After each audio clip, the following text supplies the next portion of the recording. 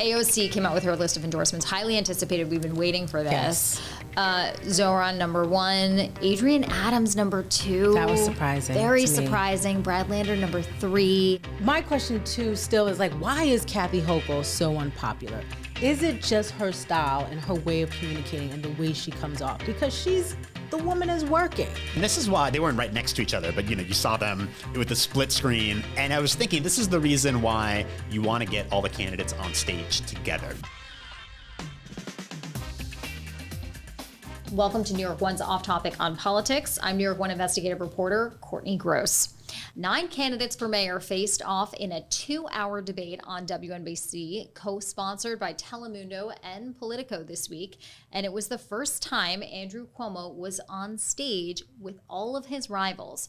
No surprises here, but the mayoral frontrunner withstood the bulk of the attacks from those rivals on everything from COVID management to the sexual harassment allegations to his stewardship of state government for the many years he was in office. So on the heels of that debate, we heard from the biggest progressive voice in New York politics. Alexandria Ocasio-Cortez released her endorsement list, and at the top was the assemblyman from Queens, Zoran Mamdani. So we're gonna catch you all up on the race for mayor, and then we're going to turn to another election, the governor's race next year. Lieutenant Governor Antonio Delgado announced he would primary Governor Kathy Hochul next year, a clear indication of how vulnerable the sitting governor may be and how much their relationship has deteriorated over the last year or so. We'll preview that contest, and joining me for the discussion, as he does most weeks. Almost every week. Almost every week, unless he's on vacation, is our Bobby Cusa. Hey, Courtney.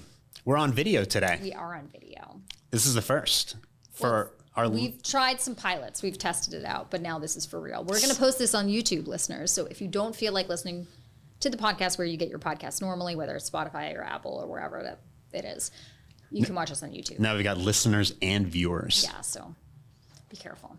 Ayana Harry is also here. Hello. Thanks for having me back. Video debut.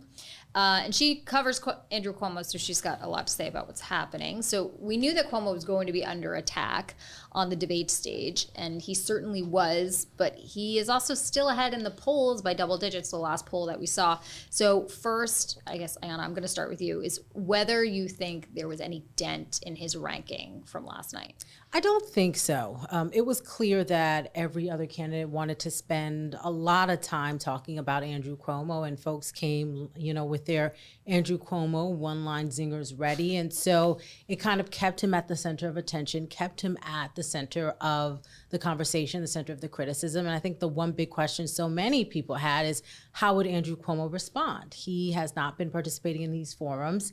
It's been a very long time since he's been on a debate stage. Is he ready? Will he be sharp? Will he respond? And I think that he held his own. I think almost everyone watching that would probably agree. You may or may not agree with what he said or his policy position, but he certainly held his own and seemed to be prepared and ready for the debate. And so I think if you were looking for a reason to not vote for Cuomo, didn't seem like he gave you a new reason.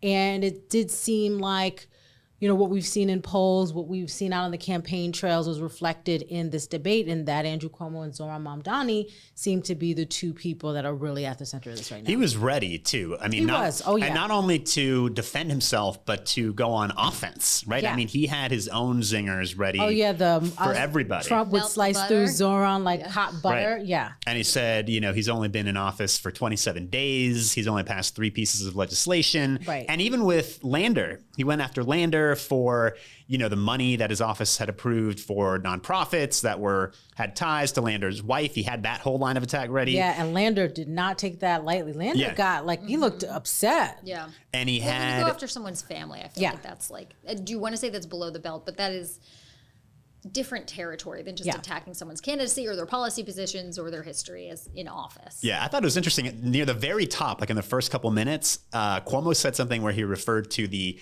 Adams-Lander administration. Yes, I did. Which I thought was like trying to tie the two of them together. I thought was kind of a novel approach. Well, I thought he was talking about Adrian Adams.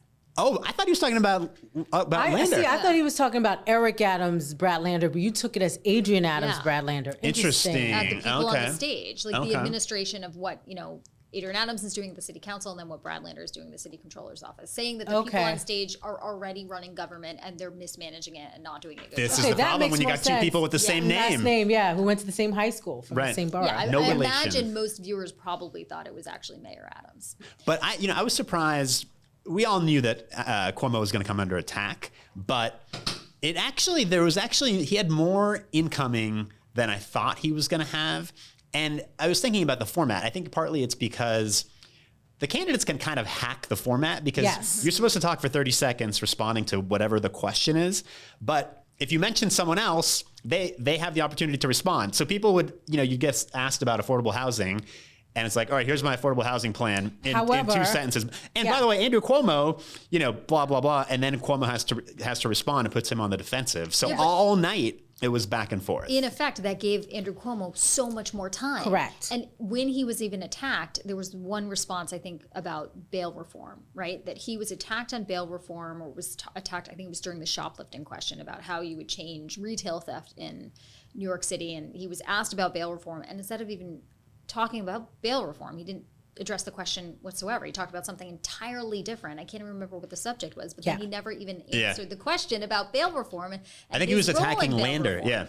And the moderators, I thought it was hard to keep control of that debate. They did a pretty good job. And in that instance, I forget if it was Melissa Russo or Sally Goldenberg. She basically cut him off and said, "You're using your time to answer something that has nothing to do with the question." Yeah. And then she moved on. And I did appreciate the way that Melissa really pressed Andrew Cuomo on the sexual harassment allegations.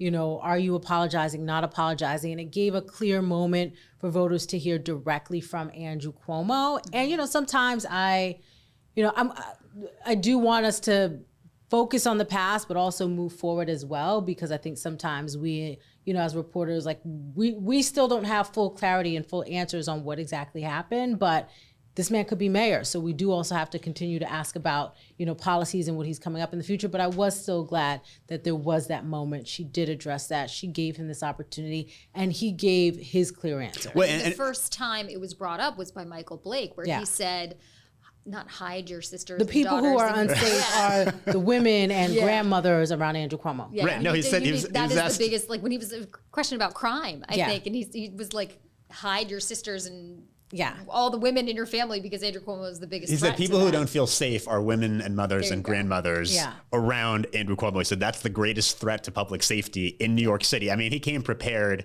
with that line. He landed it. Michael Blake. I was sitting in the newsroom and I heard that and I was listening with headphones on and I just started laughing. Yeah. Michael Blake came ready to try to take Andrew Cuomo down, right? He did. And it's interesting because Michael Blake, at least if you believe the polling, is at the bottom of the pack.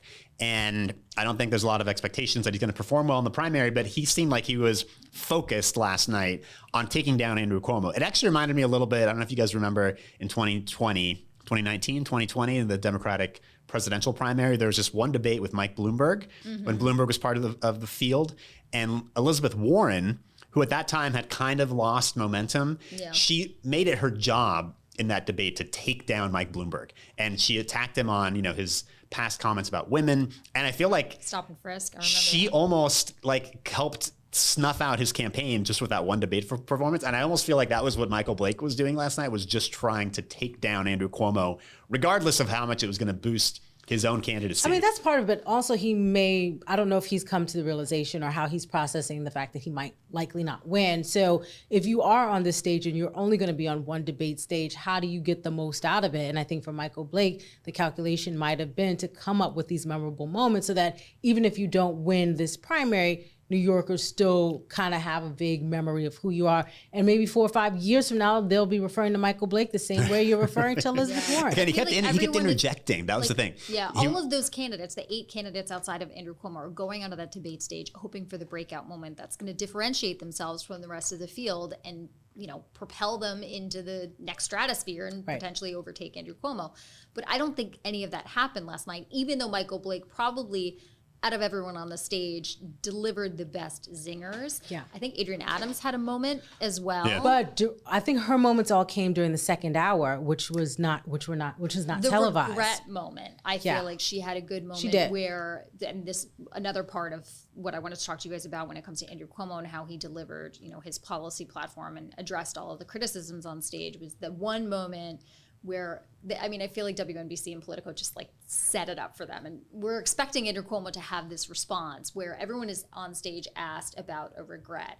And Andrew Cuomo, instead of talking about everyone keeps expecting Andrew Cuomo to say, like they keep having this expectation from him, Right. and he's not going to say it. Like we've asked it 1,000 million times, my fellow reporters. Yeah. Like, let's ask other questions. That's just my personal. Well, I thought I he- think they for wanted an organic way to bring it up, right? It Yes, just but felt but either way, still, like the man has been asked this question Right. 1,000 different ways, 1,000 different times, and his answer is not changing, and especially not going to be So changing. what is his answer was that the Democratic Party is his regret, right? Yeah, that didn't make any Right. sense. It was had nothing to do with it with himself. Right. But actually, it crossed my mind. Just to clarify for our listeners, not that joining the Democratic Party was his regret, but the direction of the Democratic Party, Right. like where the direction. My of the party regret is that the Democratic Party has gone in the wrong direction. Exactly, Like, yeah, thank you. and the moderators pointed out like that wasn't Right. that wasn't Not the right the answer. question. But it did cross my mind. He said recently in that interview with the New York Times that he regretted resigning. Yes, that was interesting. It crossed and my that was mind whether different. he might said say that Yeah. in the debate. The regrets was interesting because I thought,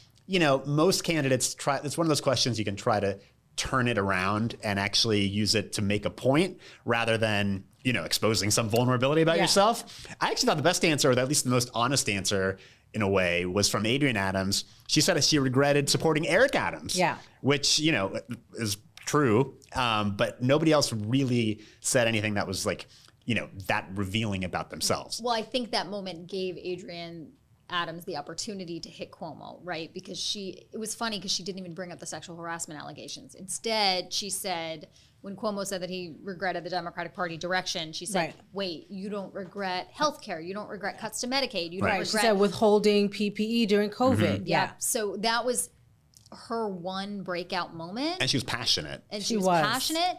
And I think the rest of her performance in the debate was somewhat unsteady, or she delivered what she said what she had to say, but I don't think I walked away from that debate knowing anything about her policy proposals and what she would like. She was be as very, mayor. very quiet during the first hour, and she certainly piped up more during the second hour. She did look nervous. I guess this is her first time in a live Yes. televised debate. She appeared to be nervous.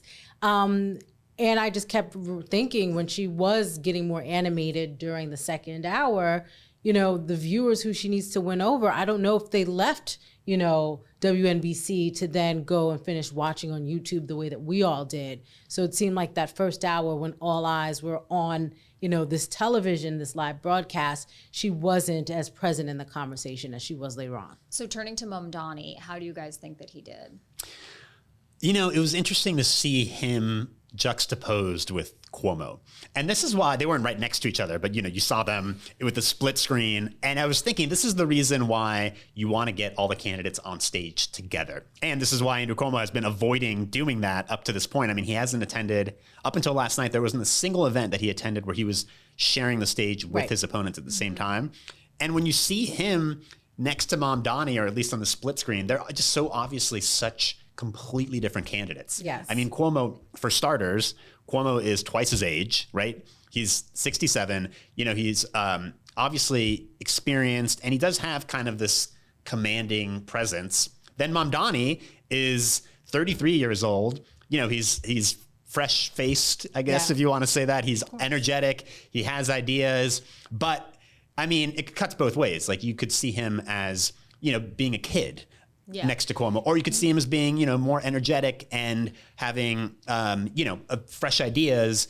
And same thing with Cuomo. You could see him as like wise and experienced, or you can see him as old and tired. It's like it's like a Warsaw test for people. Yeah, but I think the criticism of Mamdani for many people has been, is he as a 33-year-old capable? Is he ready to lead New York City? And I don't think he left more questions. I don't know if I'm saying it right, but I don't think, I think he looked like he could hold his own on that stage just along with anyone. So I think for people trying to make the argument that he's not ready, I don't think they have much ammunition from last night's debate. There could be other reasons why you lay out that argument, but I don't think that argument was necessarily supported.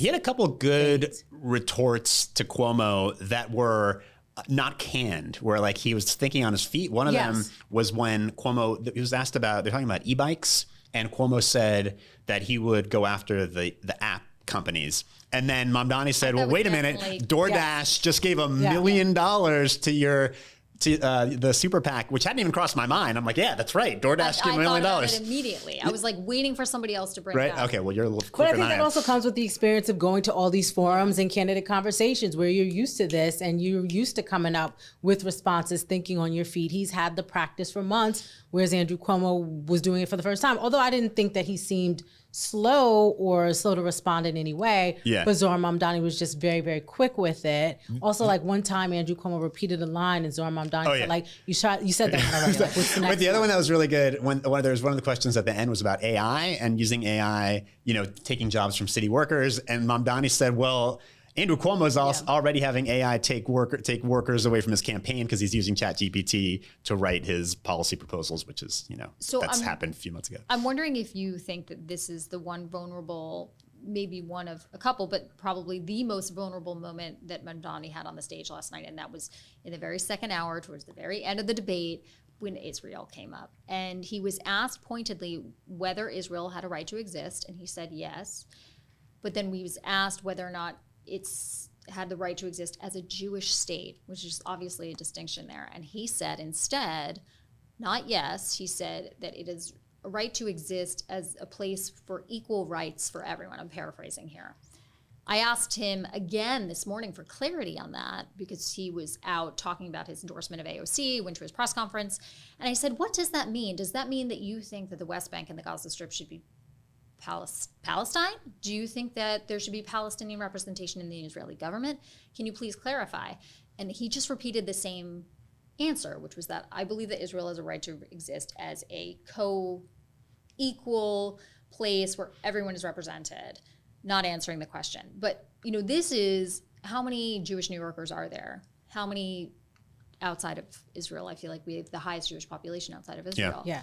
26% of the voting population in 2021 were Jewish people.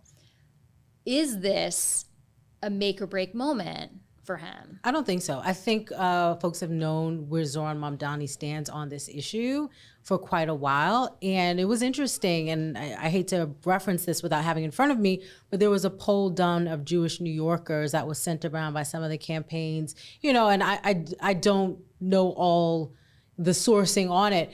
But I remember folks in the Cuomo camp saying, oh, look, Andrew Cuomo's number one. And I was like, yeah, but Zoran Mamdani's number two. So I do think that folks I think there's just a lot of complexity around this issue. And I think that folks have kind of known where Zoran Mamdani has stood. And I have been told for months that this issue was going to be what brings Zoran Mamdani's campaign down. And I haven't seen it yet. There, was that piece in Politico, criticizing him for not signing on to an assembly bill. Like this criticism has come up, and I think folks are aware. And even when John Liu endorsed Zoran Mamdani, he said, we disagree on this issue, but I'm still backing him. So I don't think that that's going to be a moment that's going to put a coffin in, the candidacy. I was surprised that nobody really went after Mamdani that hard on the issue. I mean, that was kind of a tense moment, but the more Mamdani, and the more he's gone up in the polls, I keep waiting for this to happen, for people to start. People have been telling me this is going to happen for months, and it's even not. last night, you would have thought was going to be the prime opportunity, and you didn't see a lot of it. I mean, the one person who went after Mamdani was Whitney Tilson. And Jessica Ramos went after him a little too. bit, yeah. But besides Cuomo, right? But even there, Whitney Tilson went after him for defund the police. He kept bringing up the fact that he had these old tweets where he said the NYPD should be dismantled, or I forget what the exact language was. So Tilson is clearly going, and he put out an ad. Tilson put out an ad just trying to take down Mamdani. But I don't feel like there's this sense that everyone's trying to paint him as an anti-Semite, although that would seem to be. Yeah, but even there though, I feel like Cuomo didn't do it quite so explicitly. He did hit him for not saying he would visit Israel, Yeah. which was another question. I forget if that was a direct question from the moderators, but Mamdani said he wanted to focus on the 5 boroughs. Whereas, no, the question was what country Where would would you you go go first? And Yeah. a lot of the Brad candidates Lander said said Canada. Israel. Yeah. That's funny. Yeah. Yeah. And Michael Blake said Jamaica. Yeah. That was a good. But he is of Jamaican descent, Yes. so that makes sense. What did you guys think of the lightning round? Wait, Sorry, I'm getting ahead of you ourselves. are, because I feel like we need to pivot and talk about AOC. Okay, we can do that. Yeah, sorry, Bobby. You're in charge. Yeah, I'm going to just steer with this ship to a different direction now. So AOC came out with her list of endorsements, highly anticipated. We've been waiting for this. Zoran number 1, Adrian Adams number 2. That was surprising Very to me. surprising. Brad Lander number 3, Scott Stringer 4, Zellner Myrie 5. So not surprising that Mamdani got number 1, but Adrian Adams number 2 is really. Yeah, and I'm surprised for 2 reasons. One, I know Brad Lander has been cultivating a relationship with AOC for quite some time. In fact, I went to a recent AOC town hall in her district, and I was just curious, like, are any mayoral candidates going to show up? And Brad Lander was the only one who came. So Zoran wasn't there. Adrian Adams wasn't there. Brad Lander was there. So it's clear that Was Lander just like sitting in the front row? he What was he doing? wasn't even in the front row. He was in like the 4th row.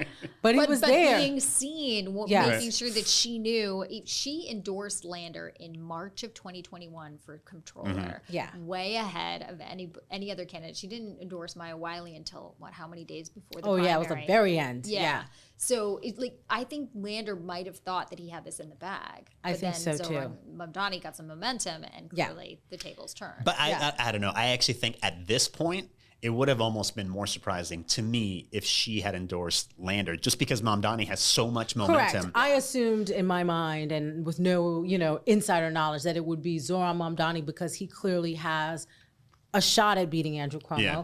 And then Brad Lander too, who also is still in the mix. So I guess my question to both of you, sorry not to take your job, Courtney, but does this endorsement help Adrian Adams? Does it give her any kind of lift?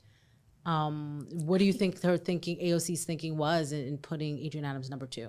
I think she is speaking to voters of color and wanted to make sure that there was a woman of color on that ticket. I think that's maybe not the major reason why, but now I'm going back to the beef that AOC and Adrian Adams had a couple of years ago. So I don't even remember in that. the beginning of Adrian Adams' tenure as speaker, there was a question of whether or not she docked or punished, I guess, some of the council remember members over member items for voting against the budget. It was her first budget, I think. It was like Tiffany Caban, Alexa Aviles. All the super lefty progressives. Sandy Nurse. Yeah, there was a handful of them where maybe they got some member items docked. But in reality, they didn't. It was kind of a miscommunication. But as a result, AOC went on blast on her Instagram page. How many followers does she have? I don't know, more than 1 million, and criticized the Speaker of the City Council, who nobody knew who she was at that point. So it was this moment that happened 4 years ago, and clearly the beef is over. And now she's going for Adrian Adams. I think that she sees the vulnerability that Cuomo has, or the fact that Adrian Adams, AOC is looking at this as how can we coalesce and how can we build a coalition of voters that can beat Andrew Cuomo. Who's Andrew Cuomo's base? Black voters in Brooklyn or in Queens, Southeast Queens in particular. So what will Adrian Adams do to this coalition if she puts Adrian Adams second? Will bring in some of those voters potentially to this particular slate.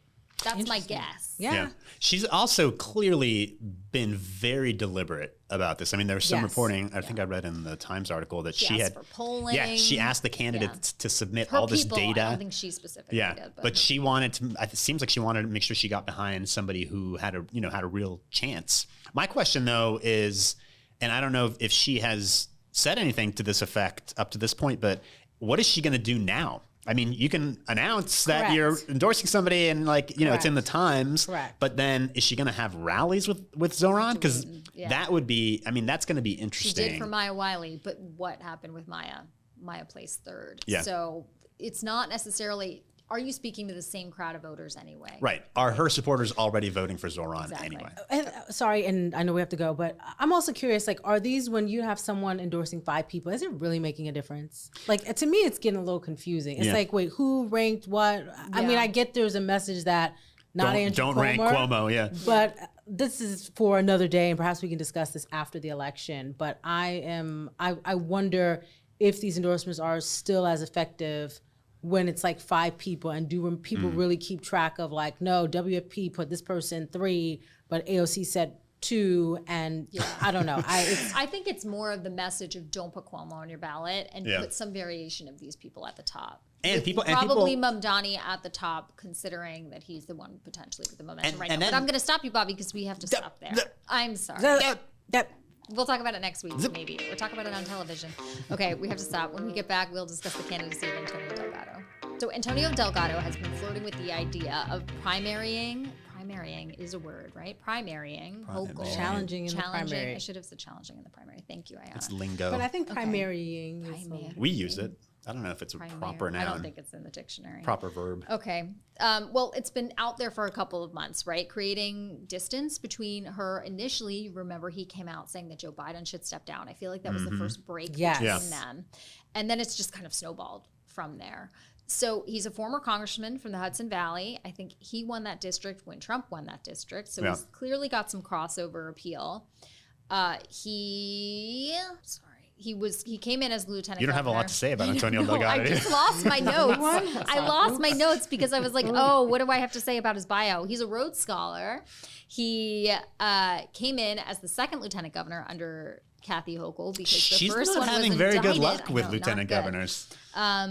And now he thinks he should be governor. So, Bobby, since you're so quick here, what do you think about this launch? Did you watch the video? He was on Inside City Hall with Errol Lewis. He was on Inside City Hall. I thought that was a great interview, especially because Errol Lewis, at one point he had such a funny question. He was like, how does this work? Because, he's going after his boss's job. And he's lieutenant governor, which is already kind of independently elected. So it's not like Hochul can be like, she can't really oust him. And I mean, first of all, lieutenant governor is not a well-defined job in the first place. It's like kind of ceremonial. It's like what you make of it. But I think we need to come back to that. But anyway, she took away his office space. She took away his devices. So he's been like, totally stripped of any authority that he ever had to begin with. So Errol's like, I don't understand. What do you even do? He's like, what do you even do? But here's the thing, even before it was stripped away, I didn't see or feel his impact. So that's my question is like, okay, like you said, this is not a very well-defined office. So how did you define it during your time in office? Like that's my number one question to Antonio Delgado. Where did you go? How did you connect with people? Were you in counties all over the state? Like what did you do with your time as lieutenant governor before this relationship broke down? And even after it broke down, you're still the lieutenant governor of New York State, right? You're not like Kathy Hochul's secretary. So you still independently hold this office for New York State. It's loosely defined, so you can make it your own. How did you make it your own in a way that shows your initiative and leadership that next, yes, you should be the governor? Well, but I think he would say he was frozen out by Kathy Hochul, so he had no part in the decision making. But he did specifically say that when he was on Inside City Hall. Like I feel like Errol pressed him multiple times saying, what would you do in this office? What did Kathy Hochul do wrong? And what are the missteps that she's taken? And he just generically said that people are struggling, there's an affordability crisis, and she's not doing enough. Right. Like, so when I think of, like that George Latimer, Jamal Bowman race, right? One of the reasons why George Latimer ran is because he shows up for everything. Like, what's stopping him from going to a synagogue or going to a church or showing up at a community parade? Like those are not like deeply policy things. But let me ask you this. How do we know that he's not already doing that? I mean, nobody's paying attention. We do get his public schedule. It comes to my email. I get emailed his public schedule and it doesn't come out No, it's the statewide. We know when Governor Hochul is in Buffalo. Right. It's the same thing. You can take on, policies or what's your mission? What's your thing? What do you want to raise awareness about? Like, I don't know what you fought for, what you cared about in that role. And Hochul, when she was lieutenant governor under Cuomo, she did a lot of what you're describing. She didn't really have any real power, but she cut a lot of ribbons. Parts of states. She was all over the state. And that's also being an ambassador for the governor, raising your own visibility and letting communities know, like, you're seen, like somebody cared enough to show up. So not that that's all of everything, but I guess I'm listening to Antonio Delgado, make this pitch to voters, and I'm looking at, okay, so what have you done with what you have so far? And I'm struggling I feel like he sees a vulnerability in Hochul. A lot of people see a vulnerability in Hochul. That's why Richie Torres is also flirting with the idea of running for governor. At least Stefanik is obviously flirting with the idea of running for governor on the Republican side. Mike Lawler is thinking of running Plenty for of governor. people are, because I'm looking at a headline from Siena from last month that said, Yeah. her favorability rating was 44% positive, barely positive, they said, which is even an improvement from where Correct. she was. So it's Wait, the best part of the poll was that 55% of people say they want someone else so for governor. when you have that, clearly there's an opening here. This is potentially a moment to primary. And now that we're in the season of primarying incumbents, like, why not throw your hat in the ring Right. when you got a bad relationship with the principal? You want a primary Kathy Hochul too, Bobby? I was actually it's gonna open. nominate Seems like you. there's seems like there's I hear you as to why, Yeah. but I guess voters have to ask, is that good enough? I just watched the video, and I feel like his launch video doesn't even say necessarily what he wants to do. It was 1,000 different things in it. I was like, wait, so what do you stand for? It was like just everything that everybody said. Like, yes, rent is too high, crime is too violent. Like, it was just all Affordability, all these childcare. buzzwords, Yeah. but I didn't get a sense universal. of right. And the thing is, Just Kathy say universal in Hochul, front of everything, and then you're good to go. Exactly. universal pre-K, universal childcare. Universal after school. Universal policing.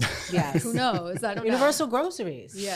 Yeah. Yeah. But the thing is, Kathy Hochul might seem vulnerable, but then you saw what happened when Antonio Delgado announced. All of a sudden, everybody starts rallying around her, right? I mean, she had people like Carl Hasty came out, Mayor the Democratic, Adams, the not like he has Democratic much Governors political Association, like all oh these yeah, people. Mayor Adams, really defended her. Pat Ryan. There was a bunch Tom of people. Suozzi. Tom Suozzi. But also, like, I guess my question too still is like, why is Kathy Hochul so unpopular? Is it just her style and her way of communicating and the way she comes off? Because the woman is working. Yeah. I mean, is it, people complain about bail reform. She was twisting lawmakers' arms up in Albany, like, y'all cannot go home until we get this done. Like, she has, I think, been effective when you look at her record. And I think the issues that New Yorkers have raised with, and to be quite frank, a lot of what she's doing is recorrecting what was done during the Cuomo administration, right? Like, she's been willing to go back to listen, to make changes. And so I still, like, she's sending people checks, right? Like, people go, like, she's trying to respond. I think it's perhaps a PR issue for her more than it is a substance issue. And I wonder if at some point New Yorkers are going to realize, like, oh, wait a minute, like, she actually did do a lot. Like, she's not failing in the job. I feel like why don't people... Her first year or two how long has she been there now? 4? What year are we in? Yeah, she's been there since 2021. August 2021. Yeah.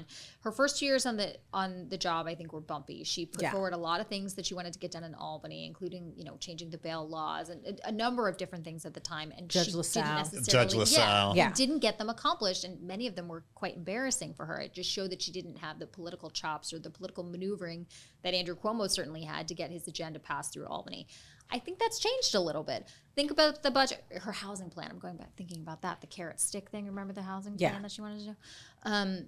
But this year's different, right? I think she got everything that she wanted to get done. So maybe things are changing in Albany, and perhaps some of those numbers will But then also, what do people want? Like, everybody complained about Cuomo's style. Now somebody comes in with a different style, is not saying it's my way or the highway, and then they complain about that too.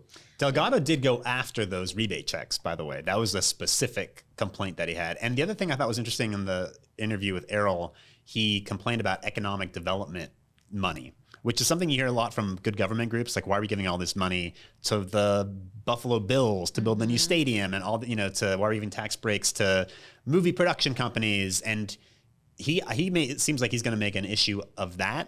But again, if everybody's rallying around Kathy Hochul, who's behind Antonio Delgado? I know we're a year out from the primary. So you're going to criticize Kathy Hochul's record. So then can you criticize Antonio Delgado's record? Like, that's my point. Like, what's what is his record? Yeah.